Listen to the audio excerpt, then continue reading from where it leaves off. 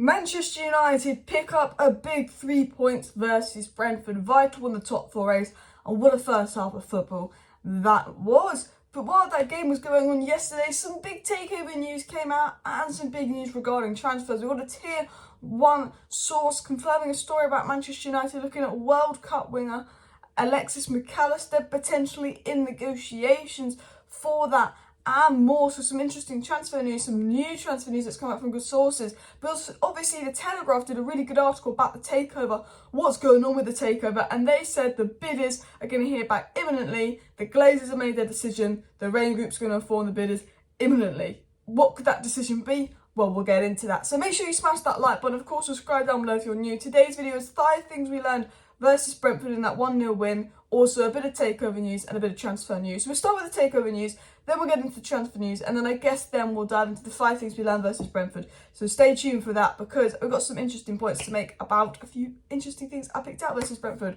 But starting on with the takeover news, because the Telegraph did put a really interesting story out yesterday, and I think, my live stream today could be massive. I think from, reportedly the news is going to come out, some news is going to come out tonight. The Raine Group's going to form bidders tonight. But it was said, the Glazer family are planning to delve deeper into offers for Manchester United as they invite the leading bid contenders for negotiations in the coming days.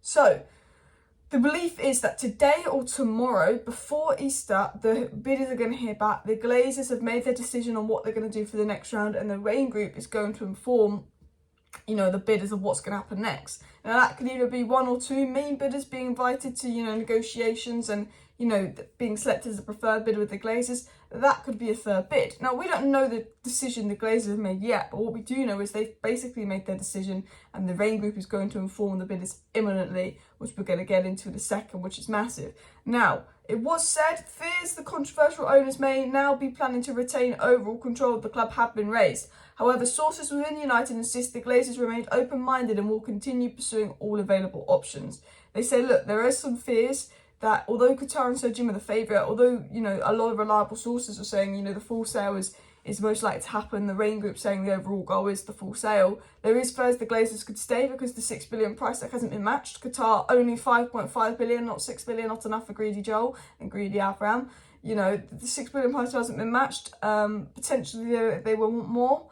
I mean, I think when you look at the financial situation of United, how they've not been able to take dividends out the last 2 statements, nearly 900 million in debt, we've got to pay 200 million off. I don't think, unless the Glazers get a really big backing from the Elliott Group, they need to get a really big backing. I don't think they can afford to stay unless that minority offer backing is big.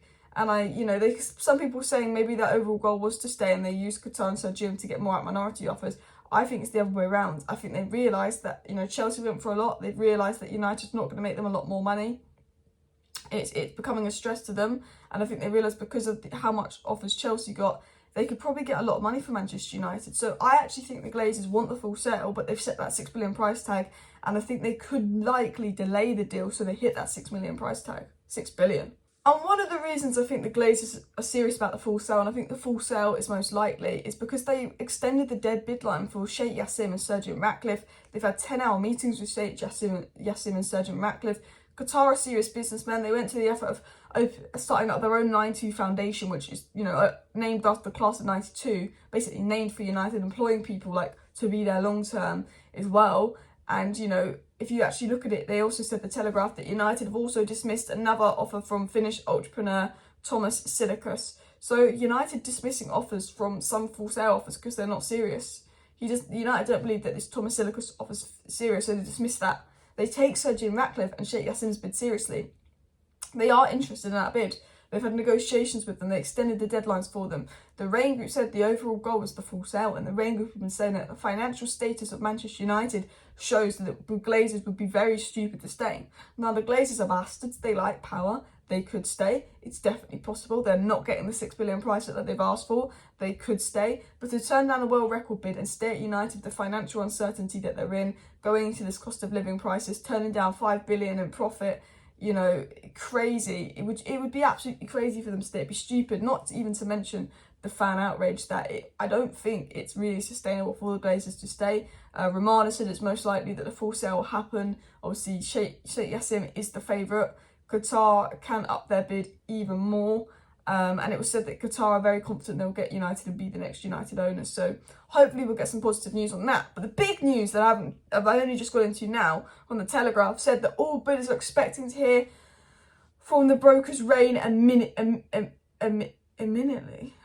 Imminently. I almost said the word imminently. So basically they're saying the bidders, and this was last night, are going to hear imminently. So that is today. That is tomorrow. I don't know when that is, but that is soon. That is imminently. We're going to have some big news now. Now, it could be good news, it could be bad news. I can't tell you that. It was also said Glazers ready to negotiate as Man United asking price rockets to 6 billion. So while the asking price is 6 billion, the Glazers are willing to negotiate. I do think if Qatar outbid Jim Ratcliffe a little bit and go for 5.5 billion, definitely the Glazers will be willing to negotiate for that. So what we do know is the Glazers have made their decision, and the Raine Group is going to inform the bidders imminently. We'll probably be made aware of what that decision is, but that the Glazers have made tonight, tomorrow, probably as soon as I make this video. About 20 minutes later we get some news. I have to make a bloody another video, would be my luck. But yeah, guys, make sure you smash that like button. Make sure you subscribe down below if you're new. I want to get into some transfer news, and then I want to get into the 5 things we learned. So the transfer news coming out was from a very good Argentinian source. And although it's not a big story, because it's come from a good Argentinian source, because it's a player that could be that creative midfielder that we're looking for, and a player we've been linked to before, in Alexis Mac Allister, I thought I would get into this. It said, just in, Manchester United, Liverpool and Arsenal were interested in signing Alexis Mac Allister in the next transfer window. 2 of the clubs are already in negotiations to sign him. So, I believe the story, 3 of these are the 3 clubs interested in Mac Allister. He's a number 8. He's a very creative midfielder. I think he's someone that would definitely benefit United. I do think he's more suited to Arsenal to be that left number 8 and Odegaard be that right number 8. I do think he's more suited to Arsenal, but I do think he'd be a decent signing for United. I think because he's won the World Cup, because he's at Brighton, we might have to overpay for him, but without a doubt he would solve some creativity issues in midfield, which United definitely need. And 2 clubs were in negotiations for him, so maybe United are in negotiations, maybe Arsenal are in negotiations, or maybe Liverpool are in negotiations for him. I couldn't tell you, if United is the club not in negotiations for him, because they didn't say.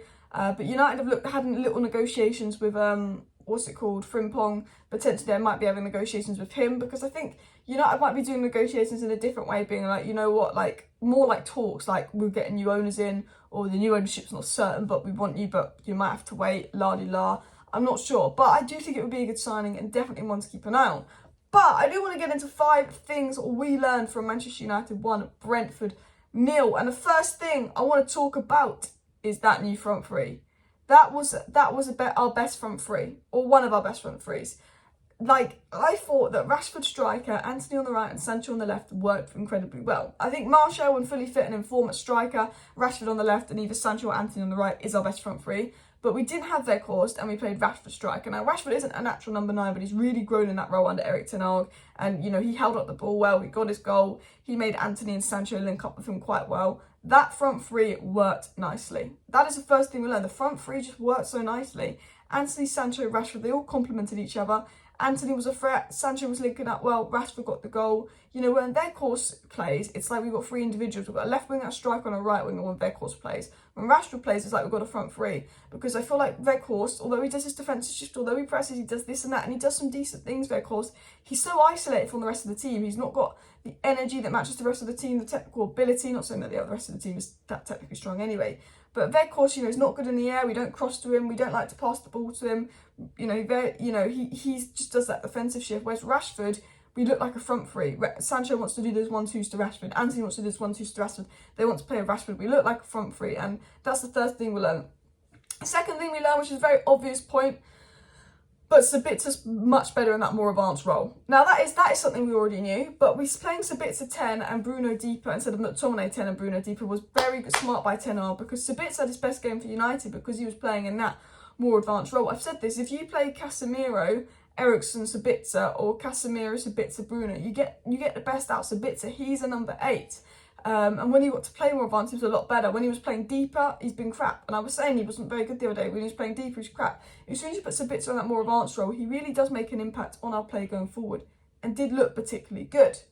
The third thing we learned, is that Manchester United need more goals. That is the worrying thing. You know, we had, 14 corners, we had 73% possession in the first half, but we weren't actually making Raya make many saves. We never really properly tested Raya. I think we had one shot on target, or maybe two. I'm thinking for all this dominance, because the first half were absolutely dominant, the second half was more equal, but the first half we were absolutely dominant. Brentford didn't have a sniff, but for the 14 corners, the dominance, the amount of possession we had, we weren't really creating anything. We weren't, testing Raya. We 1-0. We only had one goal for show for it. And other days, because Brentford are always a threat, you want 2 goals. You want a second goal to show for it. And I think the worrying thing is we're not scoring enough goals or just creating that threat. And obviously, I know the number 1 and number 2 aim is to get a number 8 in that's creative to play next to Casemiro and a striker in the summer. And I think those problems will be fixed next season. And we know we have those problems. But we were so dominant, but we almost didn't have a goal to show for it. And luckily, Rashford did score. Which brings me to number 4. Because luckily, we had a solid defence. Because Lisandro Martinez is the dog. Lisandro Martinez is the dog. Because I'll tell you this now. People were saying these are the games Lisandro Martinez is going to struggle in. Lisandro Martinez won't be able to compete against the likes of Ivan Toney. This is when Lisandro's going to struggle, la. People were telling me these were the games that Lisandro Martinez couldn't do. Lisandro Martinez pocketed Ivan Toney. Lisandro Martinez was fantastic. On the ball, he's fantastic. Every touch, every control, every pass is lovely. But his marking, his interceptions, his defensive play, Lisandro Martinez is absolutely excellent. And people were telling me that he won't be able to play in these more physical games. He will struggle in these more physical games. Well, he's proving you all wrong because he was excellent yet again. So even though we only got the 1 goal, because Martinez was putting in a shift, Varane was putting in a shift, Malacia and Dalot was solid as well. But because we put in a defensive shift, we got away with it. And I worry that defensively without Casemiro, we concede a lot of goals.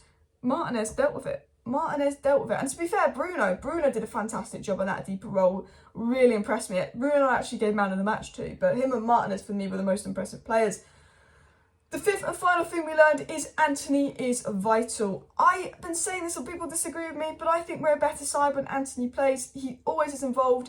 Yes, he's always getting the ball. He's always a threat. He's always making things happen. Yes, the final ball and the final shot isn't great, and that's something that needs to work on. But every time we had a chance, or every time we had an attack, it came through Antony. He tries to make things happen. He needs to work on it. He's one-footed. He needs to work on his shooting. He needs to work on his finishing. Yeah, of course. Like, Rashford's our only attacker that doesn't score. But every attack we had, or every chance we created, seemed to come through Antony. We seem to be better with Antony. He seems to get a hold of the ball a lot. He seems to create that width. We seem to just play better in possession with Antony, but also out of possession, Dalot, when Antony's there tracking back, really helping out Dalot. Dalot plays a lot better, and Dalot had a much better game today because Antony was really giving him that defensive support with some of the Brentford attackers, because people forget Brentford are a very good side. They didn't look like a good side yesterday. Second half, they came out a bit, but first half, they did not look like the Brentford we all know and how brilliant they are. But they are a fantastic side, Brentford, but United kept them quiet because United did a good job. Smash a like, smash the subscribe. That is your 5 things you learned, your takeover update, and your transfer news. Thank you for watching today's video. See you next time. Bye.